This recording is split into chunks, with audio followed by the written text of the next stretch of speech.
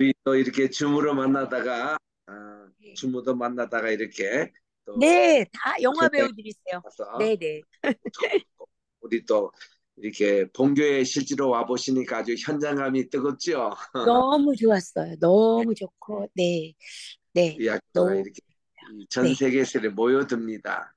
아, 영국, 미국, 또 네, 오스트리아, 네, 또 뉴질랜드, 또 이렇게 여러 지역에서 남미 여러 네, 지역 이렇게 오시고 네, 현장감이 늘 뜨거워요. 우리 학교의 네, 특징은 한번 이렇게 모이시면 헤어질 줄 네, 모르는 아주 그런 것 늦게까지 같아요. 예, 좋은 토론도 하시고, 또 예, 뉴질랜드에 생기면 목사 총장님이랑 사모님도 오시고, 또, 네, 거기 식구들도 한번 다녀가시고 오면 좋겠다 생각했죠. 네, 그렇게 좀 되기를 바랍니다. 네, 반갑고요. 오늘 우리 이번 학기에 우리 개혁신학 입장에서 본 조직신학을 이제 공부하도록 하겠습니다.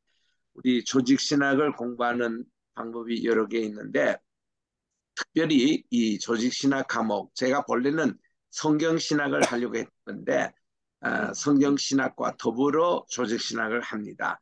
그래서 이 조직신학을 누구에게 배우느냐에 따라서 여러분들의 신학에 결정적인 영향을 많이 작용합니다. 우리 신학교에서 이렇게 보면은 뭐 성경 과목을 누구에게 듣는다, 또 교회사를 누구에게 듣는다 이런 것보다 조직 신학 과목을 누구에게 공부하고 지도받느냐에 따라서 여러분의 신학이 많이 좌우가 돼요. 그만큼 이 조직 신학은 우리의 생각 틀을 바꿔놓고 또 우리가 어떤 신학을 보는 관점, 성경을 보는 관점 여기에 많은 영향을 끼치기 때문에 에, 누구에게 이 조직 신학을 강의받느냐가 참 중요합니다. 저는 우리 학교에서 조직 신학을 직접 가르쳐요.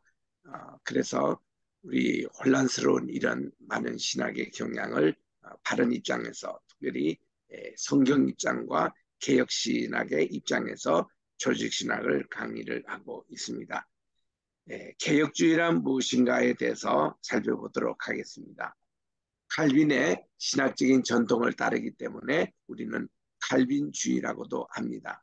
물론 이 칼빈이 절대적인 건 아닙니다. 우리 칼빈은 예정론을 이렇게 주장을 많이 하기 때문에 또 특별히 이렇게 그 튤립 교회라고 다섯 교리가 있어요. 이제 곧 나옵니다만은 이 인간의 부패, 하나님의 무조건적인 선택, 또 그리스도의 제한적인 속죄, 불가항력적인 은혜, 또 성도의 견인 이 다섯 가지 이런 내용들을 특별히 이렇게 강조하기 때문에 그렇지 않는 또 우리 감리교회가 있어요. 순복교회가 있습니다. 침례교회가 있습니다. 이런 에서는 또 장로교와의 또 좀 다른 경향이 있습니다.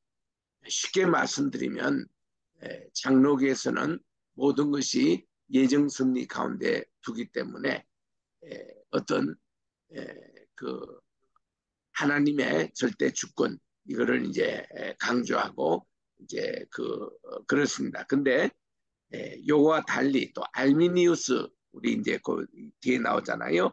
이 알미니우스를 추종하던 이들은 또 조금 다른 견해가 있습니다. 자유의지 쪽을 강조해요. 그러니까 우리 죄를 짓고 안 짓고 또 선과 악을 알지 않는 나무의 열매를 먹고 안 먹고는 우리 하나님이 자유의지를 우리에게 주시다는 것이다. 모든 것을 다 예정하고 예정의 섭리에 다 그렇게 우리가 속박이 아니라 우리에게 또 그런 자유의지도 주시다는 것입니다. 근데 제가 가르치는 이 개혁주의라는 것은 그런 자유의지도 얼마나 하나님이 우리에게 주신 것이라고 저는 이것도 용납을 합니다. 그래서 우리 성경에는 이런 칼빈주의와 또 알미니우스 이거 양족인이 다 성경에서 나오기 때문에 우리는 둘 다 보자는 입장입니다. 이런 의미에서 우리 개혁주의 이런 신앙을 조금 포괄적으로 본다면은 첫째로 오직 성경 말씀의 내용을 최고의 권위로 삼고 있는 원리고 둘째는 하나님의 절대 주권을 강조하고 세 번째는 무궁하신 하나님의 은총을 강조하고 있습니다. 개혁주의에서 강조되는 또 다른 내용은 이 세상의 모든 성도의 삶에 대해서 긍정적인 자세로 참여해야 할 것을 말하고 있습니다. 기독교회의 역사 속에서 인간의 기본적인 삶의 영역들을 부정하고 금욕주의적인 신앙 태도를 가졌던 그런 무리들도 있었고, 또 이 세상을 떠나서 산속에만 하나님과의 교제를 추구하는 도피적인 신앙도 있었습니다.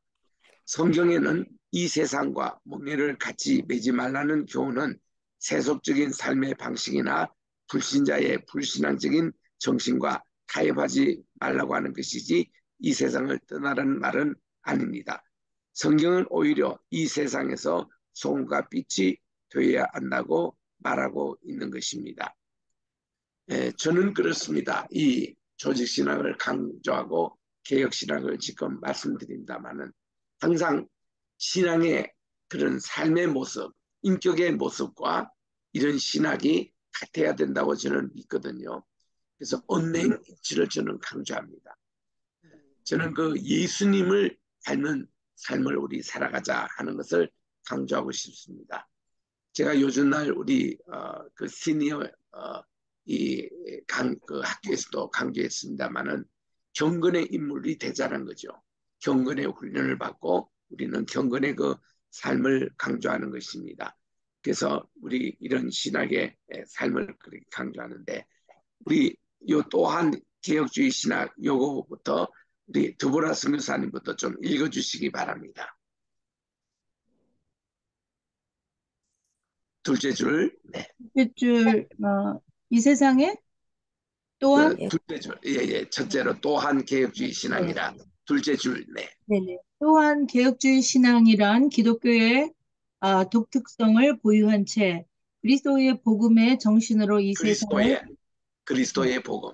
예, 그리스도의 복음의 정신으로 이 세상을 변화시켜 모든 이론을 파하며 하나님 아는 것을 대적하여 높아진 것을 다 파하고 모든 생각을 사로잡아 그리스도에게 복종케 해야 할 사명을 강조하는 신앙이다.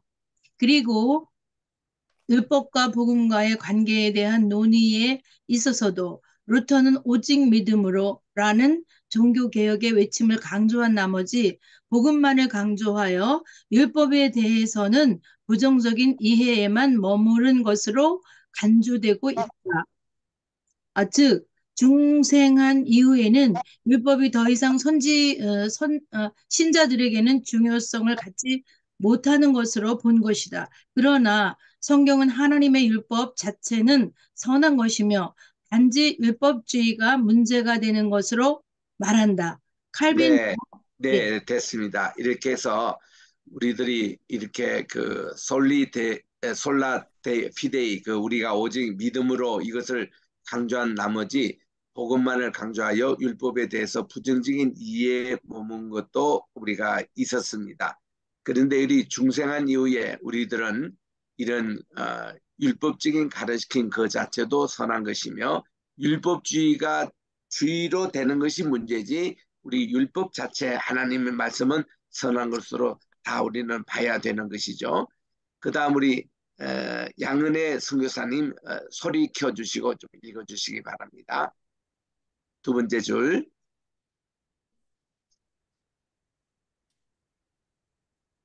칼빈도 율법은 하나님의 거룩한 형상을 회복하기 위한 좋은 안내자가 되고 있음을 지적하고 있다. 개혁주의는 바로 이 칼빈의 균형 잡힌 성경적 율법 이해를 복음의 정신 아래서 받아들인다. 그리고 웨슬레에 의해서 창시된 감리교회는 신자의 구원은 예수 그리스도의 거룩과 신자의 거룩이 함께 근거가 되어서 주어지는 것이라고 봄으로써 신자가 된 이후의 삶 속에서 그가 이루어낸 성취의 여부에 따라 최종적인 구원이 결정되는 것으로 보는 문제점을 가지고 있다. 그러나 신자의 구원은 십자가에서 흘리신 예수님의 보혈의 능력만을 절대적으로 의존하며 오직 그의 구속 사역의 공로로만 주어진다는 예수님의 구속 사역의 완전성을 강조하는 것이 개혁주의의 전통이다. 네, 좋습니다. 기독교. 네, 그래서 이 개혁주의의 그 전통이라는 것이 뭔가니 예수님의 능력, 보혈의 능력을 우리가 의지해서 예수님의 구속의 완전성을 강조하고 있는 이 개혁주의이기 때문에 우리가 어떤 복음주의, 개혁주의 다 이제 같은 카테고리입니다만은 이게 다 성경주의입니다. 그래서 이 성경의 원리가 우리는 구원에 있고 여기에 대해서 우리들이 칼빈이 지적된 대로 하나님의 이 율법도 하나님의 거룩한 형상을 회복하기 위한 좋은 안내자가 되고 있음을 우리들 기억해야 합니다. 쉽게 말하면 믿음과 우리 생활이 일치돼야 하는 이런 내용들을 얘기하는 것이죠. 자, 우리 기독교를 보면은 기독교 안에는 크게 세 가지 종파로 나눌 수 있습니다. 동방교회가 있고 서방교회로 이렇게 있잖아요. 이 헬라 그 정교회라고도 부르는 이 동방교회는 주로 동구 유럽과 러시아에 퍼져 있는 반면에 서방교회는 오늘날 이 캐톨릭과 또 이렇게 우리 기독교 이 모든 모체가 되고 있고 이렇게 해서 중세시대 때 발달됐던 개혁교회를 합쳐서 우리가 이렇게 서방교회라고 하고 있습니다. 기독교회는 가톨릭의 문제점을 비판하고 성경적인 교회를 세우려 했던 개혁자들의 후예라고 할 수가 있습니다. 우리 이은주 선교사님 계속 좀 읽어주세요. 둘째 줄입니다. 기독교는 개혁자들의 정신을 추종하는 무리들의 모임이라고 할 수 있으나 그 용어가 처음으로 사용된 것은 1529년 독일에서였다. 제2차 세비어 국회에서 세피엘 국회에서 과거에 가톨릭에 속했던 제후들이 루터를 지지했던 제후들에게 불리한 판결을 내리자 그에 대하여 루터파 제후들이 항거했고 바로 그 항의했던 이들을 로마 가톨릭에서는 프로테스탄트라고 불렀다. 그래서 기독교인들은 이 용어를 굳이 사용할 필요가 없다. 교회사에서는 프로테스탄트를 개신교라고 부르기도 한다. 또한 리포메이션을 종교개혁이라고도 한다. 종교라는 말은 일본 신학계가 붙인 것인데 기독교는 세상 사람들이 볼 때는 종교라고 불러도 우리 스스로는 기독교를 종교라고 부르기보다는 구원의 복음이기에 그냥 기독교로 부름이 좋겠다. 종교개혁을 교회개혁으로 종교개혁자들을 그냥 개혁자로 부르는 것이 더 좋겠다. 예, 제가 이제 주장하는 것은 기독교를 종교화하지 말자는 겁니다. 왜냐하면 이 종교라는 말 자체가 인간이 만든 제도거든요. 렐리기오라는 이 라틴 말에서 나왔는데 렐리기오라는 것이 자화척입니다. 옛날 로마 황제들이 이렇게 아침마다 조회할 때에 자 이렇게 행렬 이렇게 진행을 합니다. 그때 이게 진행할 때 황제 앞에 그 다음에 무슨 총독들 또 이렇게 이 관료들이 쭉 따라다녔던 이 행렬 이거를 자를 재듯이 제도 이게서 나오는 말이 렐리기오라는 말이거든요. 그래서 우리는 종교라고 할 때는 인간이 만든 제도를 종교라고 그래요. 기독교는 인간이 만든 제도가 아닙니다. 기독교는 하나님의 계시고 복음이에요. 그래서 우리는 굳이 기독교를 우리가 종교라고는 할 필요가 없습니다. 세상 사람들은 종교라는 말을 사용해요. 그러나 그는 세상 말이지 우리가 스스로 종교개혁, 뭐 종교 무슨 우리 기독교는 사랑의 종교입니다. 부활의 종교입니다. 하는 종교라고 굳이 쓸 필요는 없다는 것입니다. 그리고 또 프로테스탄트라는 말은 개신교라고 흔히 말을 하는데 그는 캐톨릭이 우리 기독교를 비난할 때 쓰는 용어입니다. 그래서 우리 스스로도 그런 프로테스탄트라든지 개신교라는 말을 쓸 필요가 없습니다. 우리는 그냥 기독교예요. 기독교. 그리고 가톨릭은 예전에는 기독교라고 했어요. 그런데 그 사람들이 스스로가 자기들은 기독교라고 하지 않겠대요. 그래서 그 얼마나 고마운지. 왜냐하면 이 가톨릭은 이 기독교의 탈을 쓴 종교 집단이거든요. 그건 종교입니다. 인간이 만든 제도예요. 가톨릭은 교황을 만들고 추기경을 만들고 또 신부를 만들고 이게 다 그들이 제도입니다. 이것은 종교 집단 맞아요. 근데 우리 기독교 교회는 하나님이 주신 선물이고 또 하나님이 세우신 복음을 전하는 우리 귀한 하늘의 그런 집이기 때문에 우리는 그냥 기독교 예수님을 따르는 종교 그대로 줬습니다. 그 이스라엘 가면은 유대인들은 기독교를 노스리라 그래요. 노스리라는 말이 뭔가 하니 나사렛 사람들이라는 뜻입니다.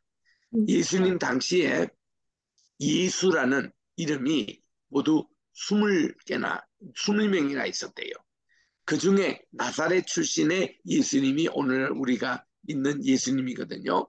그래서 이들은 그 유대인들은 지금도 예수 믿는 사람을 노스리 나사렛 사람이라 그렇게 얘기합니다. 노스리에서 나온 말이 새순, 새로운 순이다. 이래서 우리 순복음 할 때에 그때 말하는 새순이 노스리가 거기 이 나사렛이라는 말입니다. 그래서 우리는 이런 용어에 대해서도 우리가 배워야 되겠다 이렇게 생각합니다. 자, 우리 정갑순 우리 전도사님 읽어주시기 바랍니다. 소리를 켜시고. 총장님 죄송한데 제가 모바일로 듣고 있어서 이거 화면이 잘 안 보이거든요. 그러시구나. 그러면 우리 다시 전체 화면이 안 보여요. 두보라 선교사님 부탁합니다. 네, 죄송합니다. 네. 네, 교회 개혁의 기본적인 원리들. 솔리 데오 글로리아, 오직 하나님께만 영광을. 당시 교회와 사제층에게로 돌려줬던 영적 권위들을 오직 하나님과 그분의 말씀인 성경애로만 돌리려 한 개혁자들의 외침이다. 솔라 그라시아. 솔라 그라시아. 그라시아, 오직 은혜. 카톨릭의 율법주의적인 구원관에 대항하여 오직 은혜로 말미암은 이신칭의 justification by faith와 같은 종교개혁의 핵심적인 가르침이 이에 속한다. 또한 솔리데오 글로리아를 구원론의 영역에 적용했을 때 노출될 수 있는 원리이기도 하다. 왜냐하면 오직 은혜 안에서 믿음으로 칭의받고 구원될 때만이 오직 하나님께 영광 돌릴 수 있기 때문이다. 솔라 스크립처, 오직 성경, 만인 제사장직, 성례관, 카톨릭이 성례 자체를 중요시하는 하체설, transubstantiation 이렇게 얘기합니다. transubstantiation.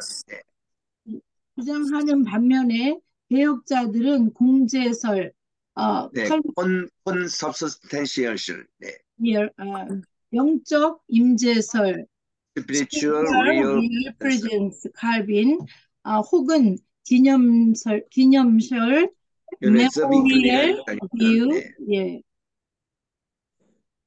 그렇게 이제 봅니다. 자, 여기서 우리 개혁교회의 가르침에 대해서 오직 하나님께만 영광, 이것이 가장 중요하죠. 이 솔리데오 글로리아가 우리 요한 칼빈이 이제 돌아가시면서 마지막 한 말이에요. 임종하면서 모든 것을 하나님께 영광. 그리고 또한 솔라 그라시아, 오직 은혜로. 우리들은 이렇게 어떤 가톨릭의 면죄부라든지 무슨 그들이 그 어떤 연옥설이라든지 이런 내용이 아니라 오직 우리는 하나님의 은혜로 이 참 우리 구원을 받을 수 있는 justification by faith 이신칭의입니다. 세 번째로 솔라 스크립추라, 오직 성경이에요. 우리는 이 성경에 최고의 권위를 두고 있다는 겁니다. 그리고 이제 이들은 만인 제사장직을 얘기한 이유는 뭔가 하니 그 당시 가톨릭에서는 그 사제만이 이 프리스트 신부만이 성경을 읽을 수 있다 이렇게 주장했어요. 이에 맞서 가지고 마틴 루터는 그럼 우리 모든 사람이 다 제사장이다. 그래서 모든 사람이 성경을 읽을 수 있다. 그래서 그는 이 라틴어를 있는 성경책을 독일어로 번역을 해서 모든 사람이 성경을 읽게 했습니다. 여기서 나온 게 만인 제사장직입니다. 그리고 이 성례관에 대해서 그 당시 캐톨릭에서는요, 떡과 이 잔이 진짜 예수님의 살과 피로 변한다고 화체된다고 얘기를 했습니다. 근데 개혁자들은 그게 아니고 루터는 공제설이에요. 우리 주님의 피와 살이 여기에 지금 우리가 먹는 떡과 잔에 함께 공제되어 있다라는 것과 켈빈은 영적으로 이렇게 성신님께서 여기에 임재하신다고 이 성찬에 임재하신다고 얘기했고 스빙글리는 우리 성경에 나온 대로 단순히 기념술이에요. 이걸 가지고 주님을 기념하는 거. Do this in remembrance of me. 이것을 행하여 나를 기념하라 했던 기념설이라는 것입니다. 이것이 이제 그 당시 캐톨릭과 다른 우리 개혁주의의 그 주장이었습니다. 그 다음은 우리 복음주의와 개혁주의 신학에 대해서 나오는데요. 이것도 우리 이윤주 선교사님 읽어주세요. 아, 저도 모바일 폰이라 천천히 읽겠습니다. 네. 복음주의란 개혁자들이 기본적인 신학의 원리들을 공유하는 기독교회 안에서 형성된 많은 분파들 중 다음과 같은 성경의 복음적인 가르침을 고백하는 대부분의 역사적 기독교회 무리들로 구성된다. 1. 성경은 성령이 영감으로 기록된 정확무오한 하나님의 말씀이며 신자를 구원의 길로 인도하며 신자의 삶을 올바르게 이끌어주는 유일하고 또 온전한 지침이다. 이 하나님은 우주 만물의 창조주로서 인격적인 삼위일체의 하나님이시며 거룩하시고 선하시며 의롭고 전지전능하신 분이시다. 3.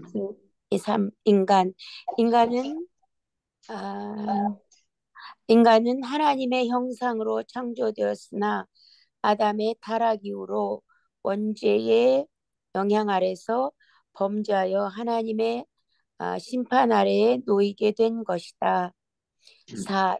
예수님, 하나님의 제2 위격이신 온전하신 하나님이신 예수께서 완전한 사람이 되셔서 그의 백성들을 대신하여 은혜 언약의 대표로서 십자가에서 죽으시고 3일 만에 부활하셨으며 마지막 날에 다시 강림하사 그의 백성들의 구속을 완성하시고 인류를 심판하실 것이다. 하나 더요. 예. 구원. 네. 5. 구원. 은혜 언약의 대표자 되신 그리스도를 믿음으로 구원을 얻게 되며 그 믿음은 신자들로 하여금 사랑으로 역사하는 열매 맺는 삶으로 나아가도록 한다. 네, 이것이 이제 우리가 흔히 얘기하는 복음주의, 이반젤리칼리즘이라고 그렇게 얘기합니다. 복음주의에 대해서 자유주의 신학자들은 이거를 조금 더 자유롭게 이렇게 번역하는 것도 있지만 우리가 얘기하는 보수 계통에서의 복음주의를 이렇게 이해를 하고 있습니다. 그래서 이제 개혁주의 그런 신학도 우리가 이제 보겠는데 어쨌든 우리는 가장 중요한 게 성경 말씀이에요. 성경 말씀의 대중화는 성경적인 교회를 굳건하게 세우는 데 중요한 기반이 되고 있습니다. 중세 기독교가 암흑시대로 전락했던 이유의 하나가 하나님의 말씀이 대중화되지 못했습니다. 일부 사제 계층만 소유되었던 점, 그들만이 읽을 수 있다는 것이 이것이 큰 실책입니다. 당시 로마 카톨릭은 AD 1229년에 발렌시아 공회 때 성경이 평신도들에게 금지되고 금서 목록에 포함되었기 때문입니다. 일반 평신도들은 하나님의 말씀을 직접 읽고 은혜를 받는 특권에서 배제되고 신부가 라틴어로 읽고 해석해 주는 내용으로만 그들이 신앙을 형성하기 때문에 blind faith, 이거는 맹목적인 신앙으로 흘러갔던 것입니다. 그러나 구원의 은총은 교회의 제도적인 신앙으로 주어진 것이 아니라 자신의 개인적인 믿음으로 말미암는 것입니다. 그러므로 개혁자들은 이 하나님의 말씀의 대중화를 강조했고 교회의 제도나 사제와 같은 중재자를 통한 신앙에서 벗어나 평신도 각자가 말씀을 통해 직접적으로 이렇게 얻게 되는 개인적인 신앙을 이렇게 강조하게 됐던 것이죠. 자, 그리고 이제 두 번째 참신앙인. 이거 우리 오선아께서 읽을 수 있습니까? 안 돼요. 우리 수연 사모님, 수연 선교사님. 좀 읽어주세요. 예, 우리 수연 선교사님 읽어주세요. 2번.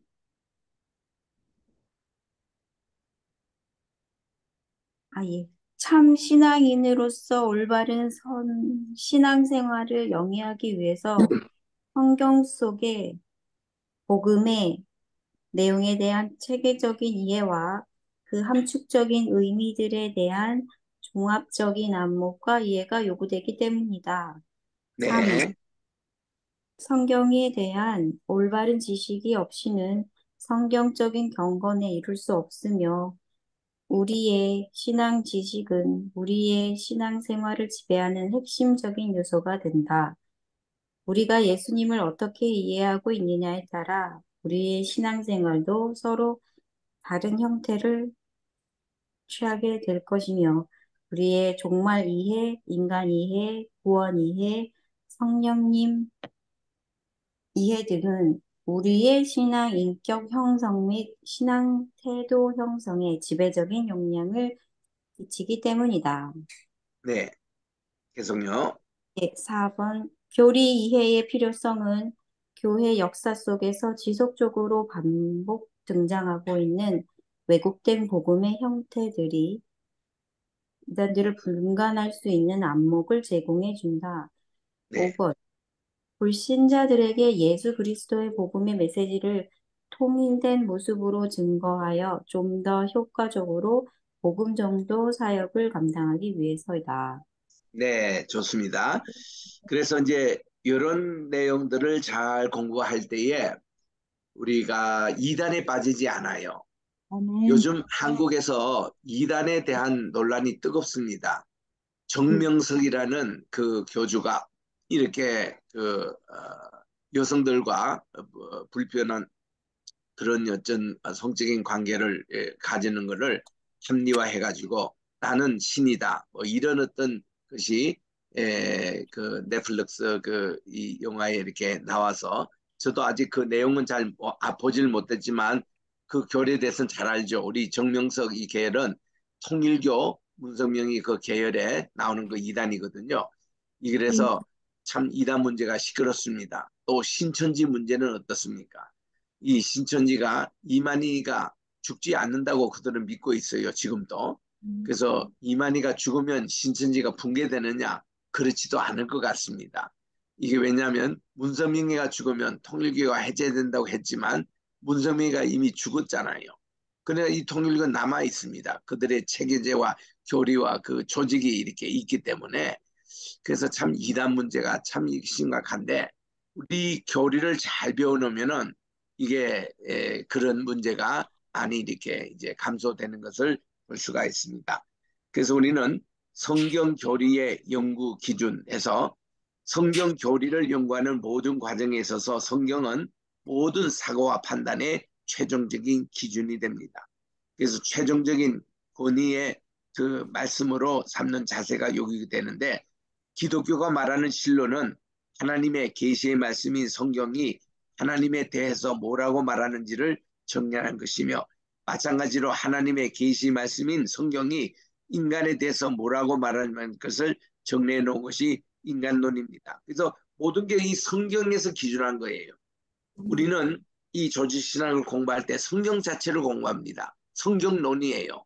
이 성경은 어떤 말씀이고 66권이 어떤 내용이고 1189절의 구장에 있는 이 말씀이 전체 내용이 복음을 중심한 것이다. 이거를 우리가 배우는 게 성경론이거든요.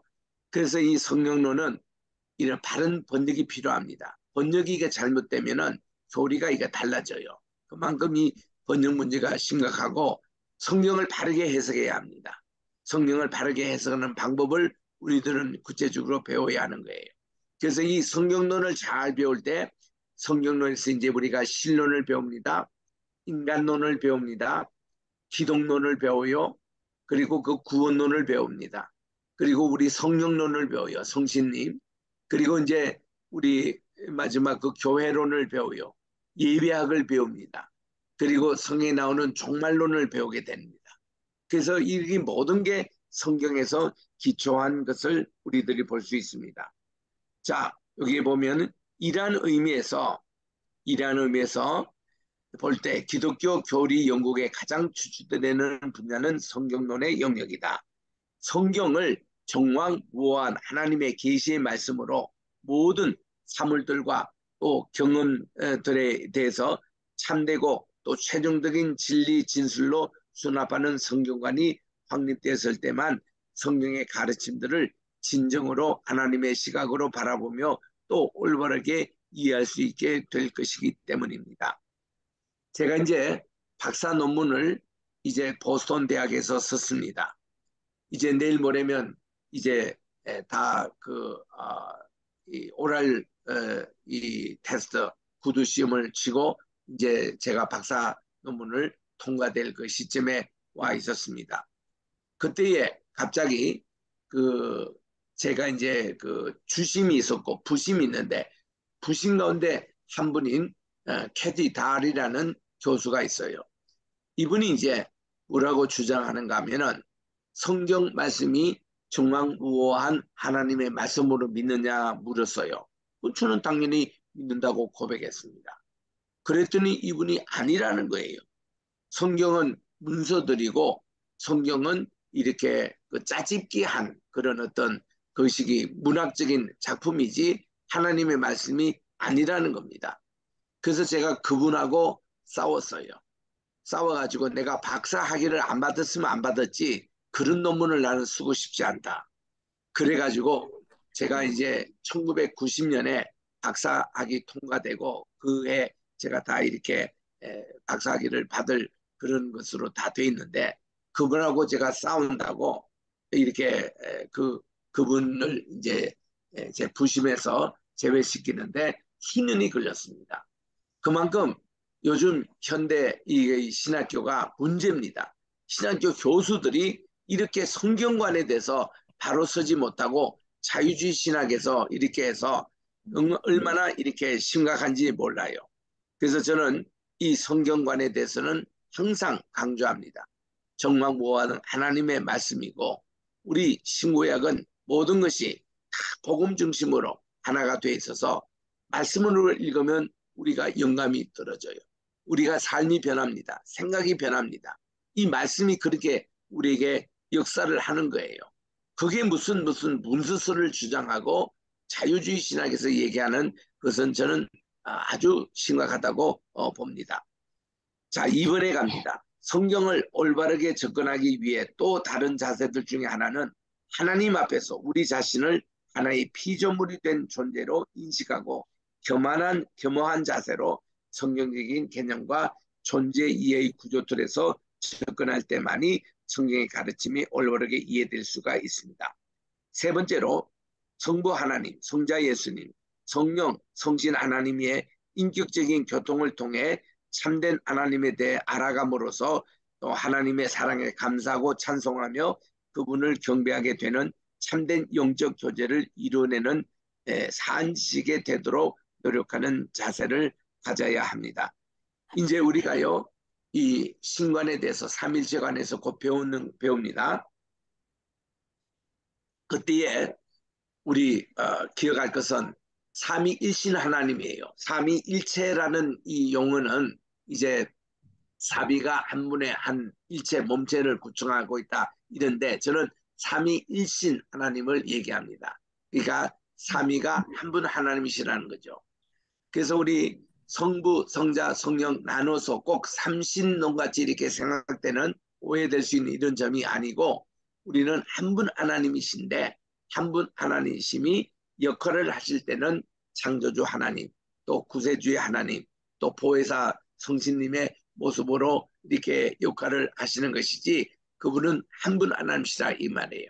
예를 들면 창조하실 때도 세 분 이렇게 저 세 인격이 함께 협조하시는 또 예수님이 그 십자가에 달리시고 구속의 역사할 때도 예수님만이 하는 게 아니라 삼위이신 하나님이 함께 하시는 거. 우리 예수님이 세례를 받으실 때도 우리 주님은 세례를 받으시고 성신 하나님은 비둘기 형체로 내려오시고 성자 하나님은 이는 내 아들이니 내가 기뻐하는 자라고 그렇게 하늘에서 소리가 있는데 그게 다 한 분 하나님의 그런 모습이라는 것이죠. 이것이 이제 삼위일체이신 교리에 나옵니다. 자, 그러면 우리가 성경론에 대해서 한번 배웁시다. 성경이란 뭐냐 할 때 우리 계시의 정의를 이렇게 합니다. 도보라 선교사님 읽어주세요. 성경의 의미를 이해하기 위해서는 계시의 의미를 먼저 파악해야 한다. 계시란 비밀한 것을 벗기어 드러낸 것이라는 의미이다. 하나님께서 숨기셨던 자신에 관한 것들을 알려주시는 것을 뜻하는데 성경은 바로 그러한 하나님의 계시들 중에 하나이다. 계시는 자, 우리 조금만 제가 설명할게요. 계시라는 말을 꼭 기억하시기 바랍니다. 계시라는 것은 뭔가니 하나님이 보여주는 만큼 우리가 알게 되는 거예요. 하나님이요 모든 것을 다 오픈해서 100%다 보여줄 수가 없습니다. 왜냐 우리는 인간이기 때문에 인간이 제한된 지식과 제한된 판단이 있기 때문에 우리는 다 보여줘도 깨닫지도 못하고 어리벙벙할 뿐입니다. 근데 하늘의 세계를 하나님이 우리에게 보여주는 만큼 보여주시는 거예요. 왜냐하면 창조할 때 우리가 그렇게 창조함을 받았거든요. 우리 인간은 얼마나 제한적인 사람인가 하면은 눈에 보이는 것을 우리가 이 빛 광채라는데 가시광선이라 그럽니다. 그냥 빨주, 노초, 반암보 7가지 나오는 무지개색 있는 요거만 요 파장만 우리가 보여요. 그런데 이 파장보다도 더 높은 고주파 파장, 자외선 같은 거 우리 눈에 보이지 않습니다. 또 이 파장보다 더 낮은 저주파 파장도 우리 눈에 보이지 않아요. 그리고 우리 눈에 보이는 것은 가시광선만 보인다는 것입니다. 그러니까 그만큼 제한적이에요. 우리 귀는 어떻습니까? 우리의 귀는 1초에 16번 뜨는 것부터 시작해서 2만 번까지 뜨는 그 소리만 우리가 듣습니다. 그 이상 뜨는 우주의 소리 우리가 못 들어요. 그리고 그 밑에 있는 이것도 못 듣습니다. 도둑놈의 발자국을 개는 듣고 막 짖는데 우리 인간은 못 들어요. 이런 것이 많습니다. 그만큼 우리는 보는 거 또 우리의 오감으로 느끼는 거 그 모든 것이 제한적입니다. 그런데 하나님은 무궁하신 하나님이기 때문에 이거를 우리들이 다 캐치를 못하는 거예요. 그래서 이제 하나님께서 욥에게 64가지 질문을 이렇게 하시는 것이 욥기서 이제 38장부터 41장에 나오는데 그 내용이 뭔가 하니 우리의 그 감각을 뛰어넘는 이런 질문들을 하나님이 하실 때는 인간이 할 말을 잊습니다. 이런 것이거든요. 그래서 우리는 항상 하나님이 보여주는 만큼만 알자는 거죠. 그래서 우리 삼일체라는 비밀도 하나님이 성경에서 보여주는 그것만 우리가 알자는 겁니다. 그 이상 상상도 하지 말고 그 이상 다른 어떤 문서 뭐 찾을 생각하지 말고 성경에서 보여주는 만큼만 제대로 그것도 알자는 거죠. 이것이 이제 우리가 보는 반응. 계속 읽어주세요. 계시는 계시는 전달 방식에 의해서 자연 계시와 초자연 계시로 분류된다. 자연 계시는 하나님의 형상으로 지음받은 인간의 구조, 구조와 인간의 구조와 자연 현상을 통해서 전달되며 반면에 초자연 계시는 하나님의 직접적인 말씀과 나타나심, 이적 등의 초자연적인 방법으로 계시하신 내용을 말한다. 그리고 계시의 성격과 그 대상에 의해서 일반 계시와 특별 계시로 분류하는데 일반 계시는 창조에 기초하여 모든 인류를 대상으로 계시하심으로 하심이며 특별 계시는 하나님의 선택받은 백성들만을 대상으로 예수 그리스도의 구속 사역에 기초하여 죄인된 인간들을 구원하려는 목적으로 주어진 것이다. 이 특별 계시는 하나님 자신의 직접적인 현현 혹은 음성이나 꿈 한 쌍을 통해 이루어지기도 하며 예수님의 성육신과 같은 이적도 또 다른 특별 계시의 통로이다. 네, 됐습니다. 그다음 이제 성경은 영함된 하나님의 진술, 하나님의 말씀 여기에 대해서 우리 계속 이윤주 선교사님 읽어주시기 바랍니다. 네, 성경 영감에 대한 성경의 증거 디모데후서 3장 16절, 베드로후서 1장 2절을 들 수 있다. 2. 성경 영감에 대한 다양한 견해들. 1. 기계적 영감설. 인간 저자들이 성경을 기록할 때 하나의 수동적 매개체로서만 그 기능을 감당한 것으로 보는 입장, 신적 요소만을 강조하는 견해임. 2. 동력적 영감설. 이 견해는 성경의 내용이 어떠한 종교적 통찰력이 뛰어난 사람들에 의해서 기록되었다고 보는 설이다. 즉 성경은 인간 저자들의 종교적 체험이나 종교적 감정의 소산일 뿐 어떠한 초자연적인 요소도 개입되지 않았다고 보는 입장이다. 인적 요소만을 강조하는 견해임. 3. 유기적 영감설. 하나님께서 인간 저자들의 교육 정도나 자라온 배경, 재능, 언어 구사 방식, 인격 등을 유기적으로 활용하시되 그들을 죄와 오류의 영향으로부터 보호하셔서 그의 뜻이 온전히 계시되도록 기록하게 하셨다는 설로서 신적 요소와 인적 요소를 균형 있게 성경적으로 연결시킨 가장 올바른 견해이다. 4. 완전 축자 영감. 성경에 영감된 정도에 따라 분류한 견해로서 성경의 핵심적인 사상이나 교리적인 주장들뿐만 아니라 그것들을 표현하는 단어들 하나하나까지 모두 하나님의 영감으로 기록되었다고 보는 입장이다.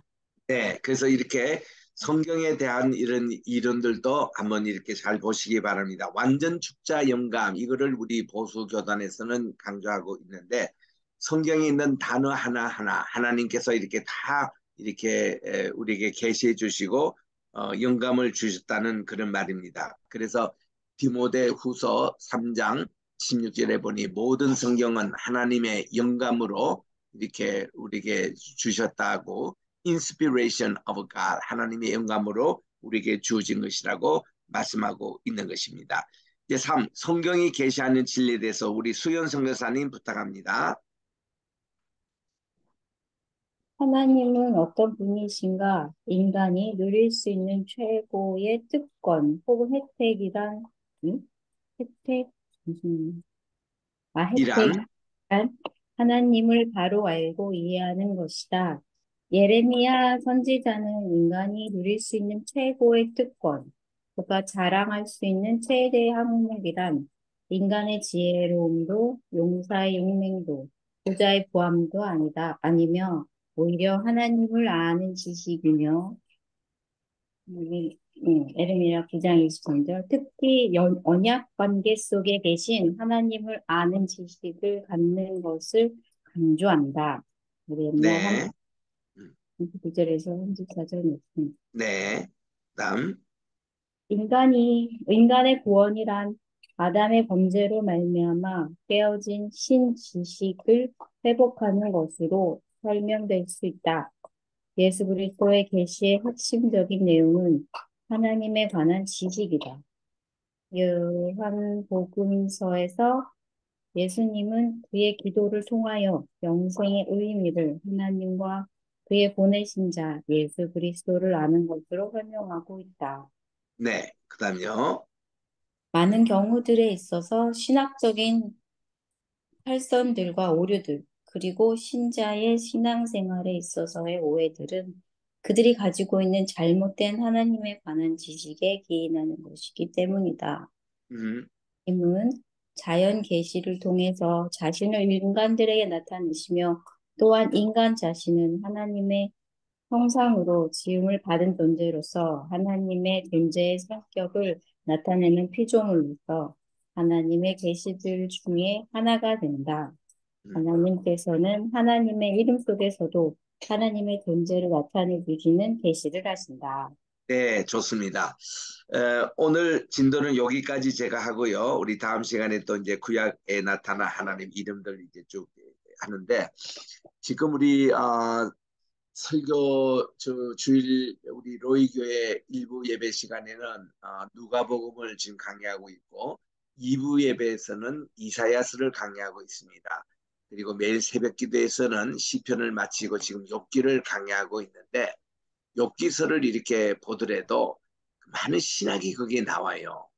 그 욥이 이렇게 억울하게 의인의 고난을 당할 때에 그가 이제 친구들의 말에 이렇게 항변도 하고 변정도 하면서 놀이를 이렇게 하고, 또 친구들은 친구들대로 이런 원인을 이렇게 자기들 나름대로 분석하고 하는데, 참 여기서 이렇게 엘리바스라든지 빌라지라든지 소발이라든지 후에 나타난 엘리후, 이런 이제 연설을 보면은 그들이 이렇게 그들의 그 신학을 우리에게 파악할 수 있고요. 또 욥의 그 신학이 또 있어요. 이런 것에 대해서 우리가 참 재미있게 앞으로도 계속 관찰하면서 공부할 텐데, 정말 이만큼 우리 평소에 어떤 방향대로 우리가 훈련을 받느냐에 따라서 우리의 그 신앙의 칼라와 이것이 많이 틀립니다.